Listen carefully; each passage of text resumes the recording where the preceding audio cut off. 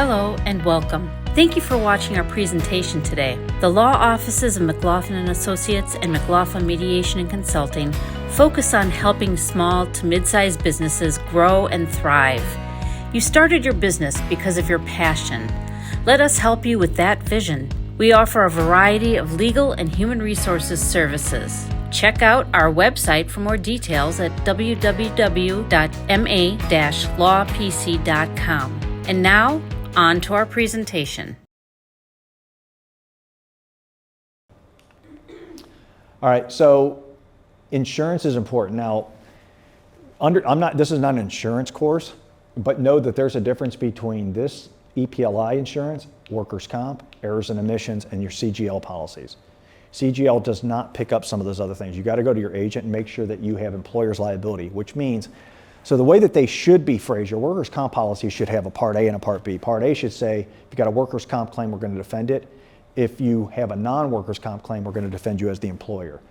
Somewhere in your policies, you have to have that, okay? And it's not the same as your errors and omissions, because that has to do with fiduciary obligations. That's actually your managers maybe fall under that, presidents of the company, people dealing with the money, those types of things. That's where your errors and omissions comes in, boards of directors, that type of thing. So again, just an FYI on that one. The more sophisticated your operation, if you have licensed professions, any of those types of things, get outside professionals, don't do it yourself. Like I said, your payroll at least, like certified payrolls. You know, if anybody's got certified payrolls, you don't do your own payroll, right? If you have to maintain licenses, you make sure that you have some system in place. If you have to, you know, all of those different types of things. Legal, again, it seems self-serving. You don't have to have your lawyer on speed dial, but you have to know when to make a call, right? You know, we do as much service on a 15-minute call as we do handling your case in litigation. We actually don't, I mean, yes, I have to pay bills, but we're not really looking for you to come and spend, you know, $100,000 on a lawsuit. We would like you to spend, you know, half hour of our time and make sure everything's okay, and then go on and make money in your business. And again, just, you know, kind of the obvious here. Keep in mind the size and sophistication of your business might put extra burdens on you. So your lack of knowledge doesn't help you.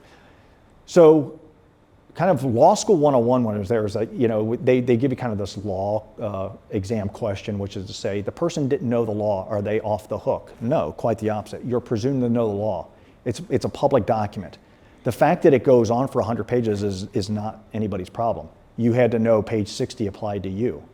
So ignorance of the law is absolutely no defense. And that's why all these different laws, as they keep stacking them, makes it near impossible. Because you're like, how are we supposed to keep up with that? You know, instead of simplifying life, they made it worse.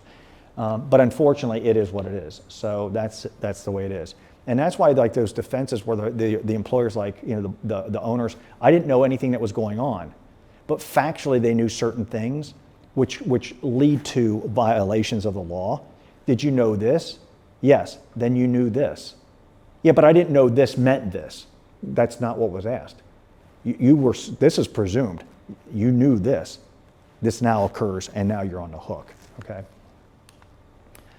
All right, so now I want to talk a little bit about, and this is the last part of it, just talking about the difference between how you settle a case in the court system and how you settle it with mediation. So the first part is the court system.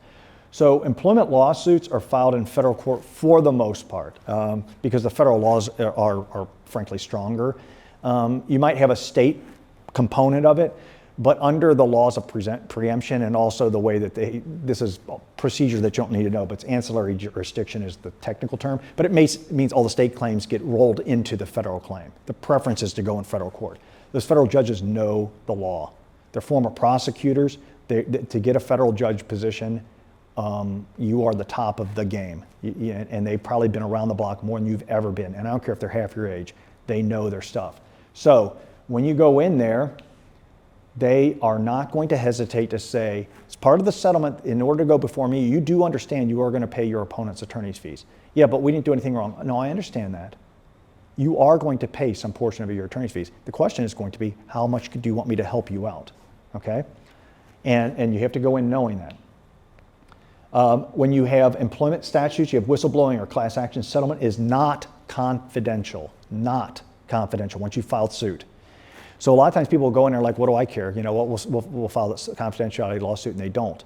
And because of part 1 here about the attorney's fees, that award against you is not going to be little. Their settlement's not going to be little. And so now all of a sudden, everybody knows that you've settled a lawsuit for an amount of money, including all the other employees who weren't interested, who now suddenly may have become interested.